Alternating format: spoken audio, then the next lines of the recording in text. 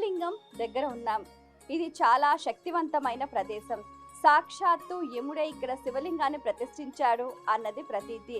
ఎవరికైనా కూడా జీవితంలో అపమృత్యు భయం ఉన్నా కూడా, అలాగే ఎంతో చక్కగా యమ బాధల నుంచి వారు బయటపడాలన్నా కూడా ఇక్కడ ఈ శివలింగాన్ని దర్శిస్తే సరి.